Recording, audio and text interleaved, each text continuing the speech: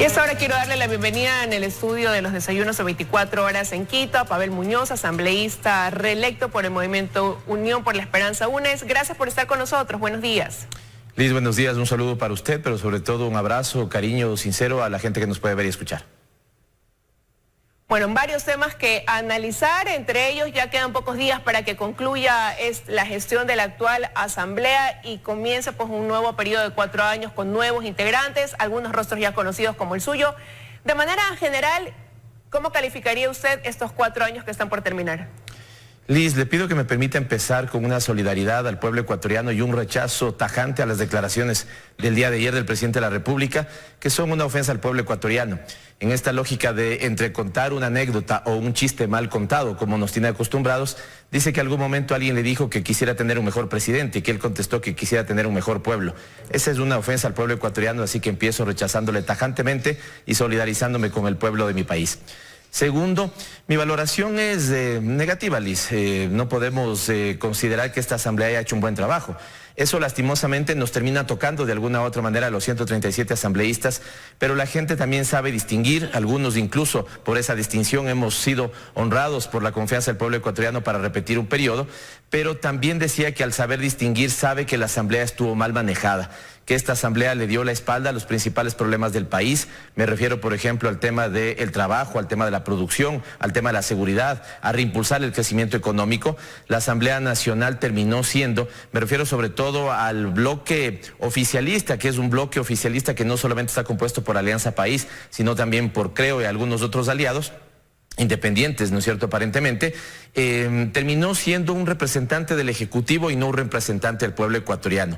Terminó trabajando obsecuentemente para un Ejecutivo que nunca tuvo una estrategia nacional clara y en ese sentido mi valoración de los 4 años es para esta asamblea negativa. Anhelo que la próxima dé un giro de página y pueda hacer las cosas muchísimo mejor que esta. Ahora, pero tal y como está conformada la nueva asamblea, ¿cree que esa va a ser la proyección que va a poder ser viable? Y preguntarle también, ¿no?, sobre cuáles serán el arranque que deba tener esos temas prioritarios considerando lo que queda pendiente. Por esta de aquí, que aunque le han metido el acelerador, están sesionando 2 veces al día, quedan todavía muchos temas en agenda y en carpeta. Quedan muchos temas en agenda y en carpeta, efectivamente, Liz. ¿Por qué? Porque algunos fueron desatendidos. Déjeme ponerle un ejemplo. Y personal, porque es el que más conozco. Yo presenté hace más de 2 años una normativa para que se pueda, digamos, revertir e incluso resarcir el problema que se generaron sobre los famosos débitos indebidos. A los ciudadanos ecuatorianos y ecuatorianas nos habían venido debitando en algunos casos y en muchos de ellos sin la autorización del cliente 50 centavos, 75 centavos, $1.25 sobre servicios que en muchos casos ni siquiera habían sido autorizados, ¿no es cierto? Y se hacía ese débito de manera mensual, ya sea de tarjetas de crédito o de libretas de ahorro o cuentas corrientes.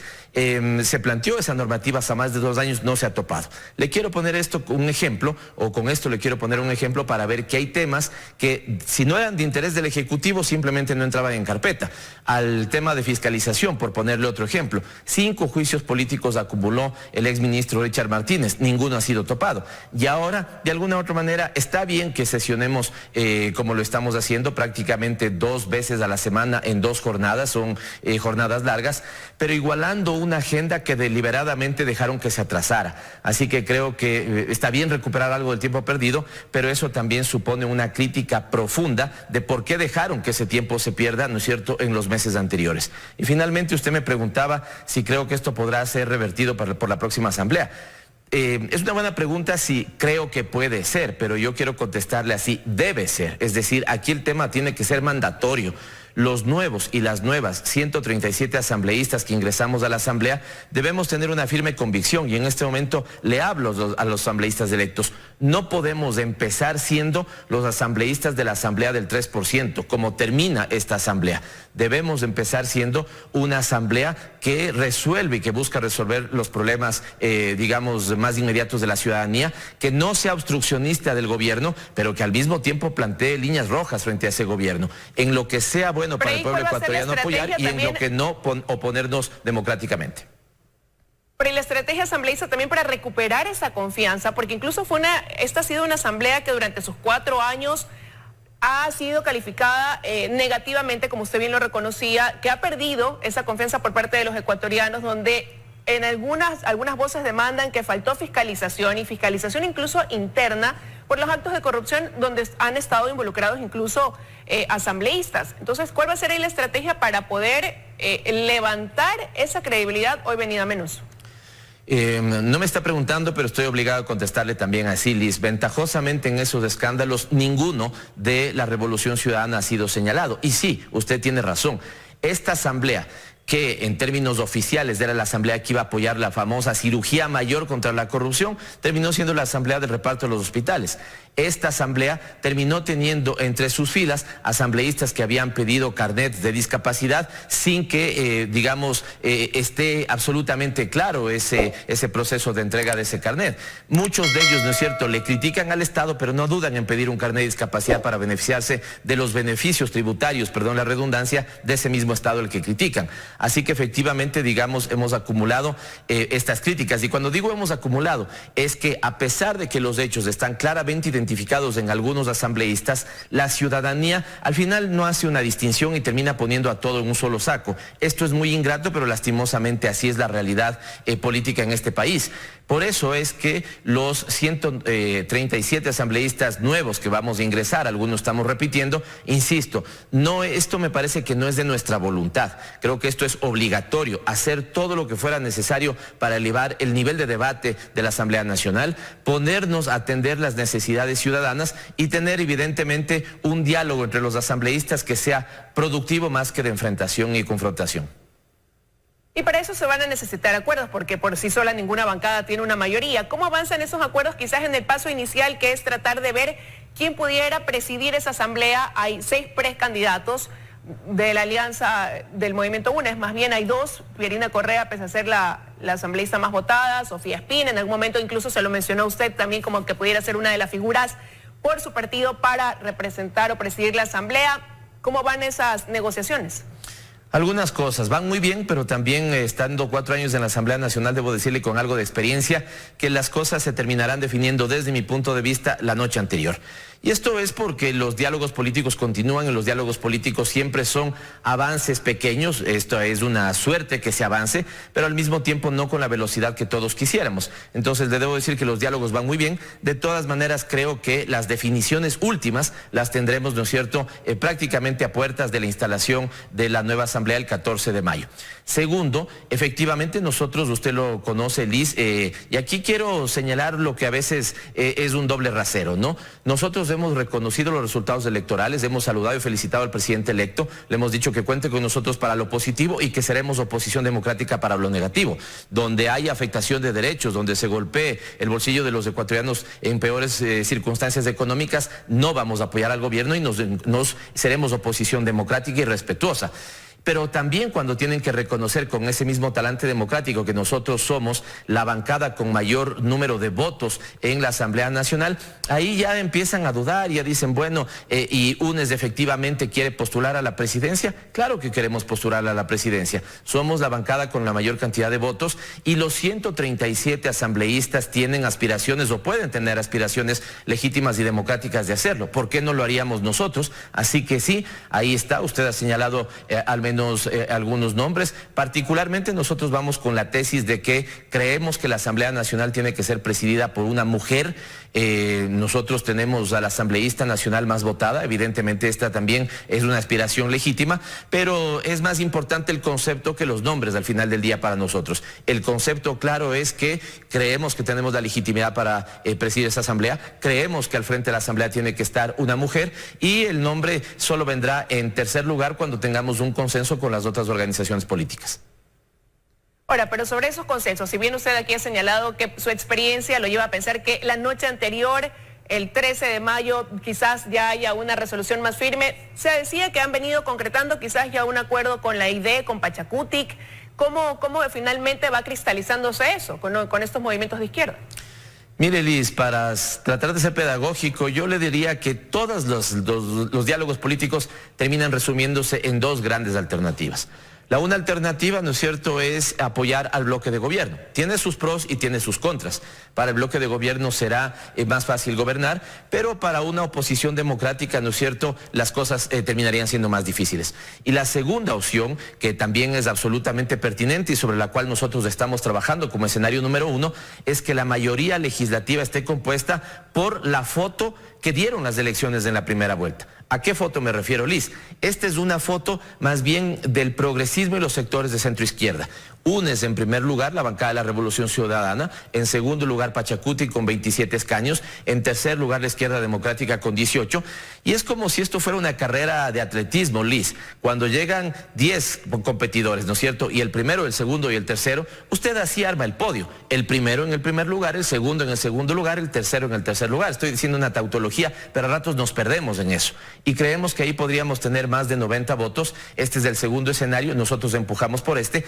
Tiene sus pros, tiene sus contras, pero creo, Liz, que para la propia prensa, para el propio gobierno, que muchas veces ha dicho necesitamos un equilibrio natural, una balanza, ¿no es cierto?, entre las funciones del Estado, tal vez aquí estamos naturalmente coincidiendo o construyendo esa balanza. Un ejecutivo con el presidente electo Guillermo Lasso a la cabeza, de tendencia más bien de derecha, versus o incluso no voy a utilizar el versus, acompañado, si usted quiere, democráticamente en lo positivo, opositora también democráticamente y respetuosa en lo que sea negativo para el pueblo ecuatoriano, de tendencia más bien de centro izquierda. Así que nosotros apelamos porque podamos de estos tres sectores, ¿no es cierto?, hacer la mayoría e invitar también a que a eso se sume, creo, a que a eso se sume el Partido Social Cristiano y que a eso se sumen los independientes. Cualquiera de las dos alternativas terminará siendo democrática, pros y contras en algunas de ellas, pero nosotros, entiendo que así también coincide Pachacuti y la Izquierda Democrática, apostamos porque esa mayoría progresista sea el escenario número uno.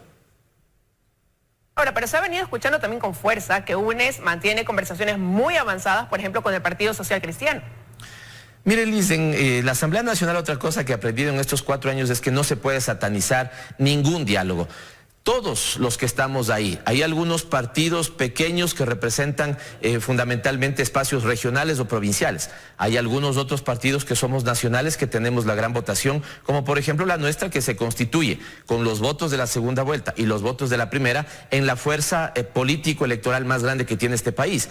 Sería un gravísimo error que el Partido Social Cristiano no quiera conversar con nosotros, como sería un gravísimo error que nosotros no conversemos con el Partido Social Cristiano.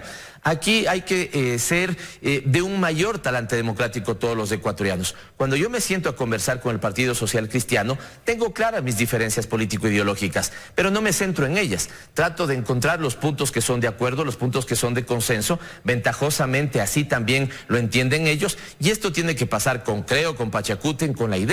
A pesar de que con Pachacuti y con la ID estamos, yo diría, en el mismo espectro de representación política, también tenemos nuestras diferencias. Pero creo que en este momento, por lo que conversábamos al inicio, Liz, sería un gravísimo error priorizar nuestras diferencias, porque lo que necesitamos en este momento es priorizar los puntos de encuentro, porque tenemos todos, creo yo, una sola prioridad: amarillo, azul y rojo, que es el país. Ahora, ese es el marco, pero no me ha contestado si ya han avanzado en esas conversaciones o no con el Partido Social Cristiano. Se han sentado juntos en la mesa a tratar de buscar más bien esos acuerdos y no marcar esas diferencias, como usted lo mencionaba. Hemos tenido un intercambio y ese intercambio ha sido productivo y hemos avanzado. Pero nosotros en esto también somos absolutamente claros y somos absolutamente honestos y sensatos. A todos. Si yo converso con Pachacuti, le digo exactamente lo mismo que le digo al Partido Social Cristiano. Nuestra primera prioridad es hacer la mayoría que la ciudadanía eligió para la Asamblea Nacional. Insisto, en ese podio así votó la gente. Primero, Unión por la Esperanza; segundo, Pachacuti; tercero, la Izquierda Democrática; cuarto, el Partido Social Cristiano. Nosotros creemos que por este equilibrio natural de funciones, ¿no es cierto?, de las tendencias representadas en ambas funciones, la ejecutiva y la legislativa, creemos que esta es la mayoría que se debería consolidar, pero evidentemente también le decimos al Partido Social Cristiano, insisto, como a Pachacuti, que siendo esa nuestra prioridad, no negamos cualquiera de las otras alternativas, así que el diálogo ha sido productivo y en todos los casos hemos avanzado. Le decía, un poquito, no tal vez en la perspectiva que todos quisiéramos, pero lo relevante y lo importante es que con todos avanzamos. Ahora, asambleísta, ¿cómo están las cosas ya al interior de UNES? Se lo pregunto porque sí generó ciertos cuestionamientos o deja una interrogante saber si pasa algo o no a raíz de la decisión que tomara la asambleísta Sofía Espín de decir que por razones personales deja de lado el estar al frente de la coordinación del bloque. No, Liz, en lo absoluto. Nosotros hemos tenido hace 2 días aquí en la ciudad de Quito una reunión fundamentalmente, ¿no es cierto?, coloquial de nuestra segunda reunión de integración.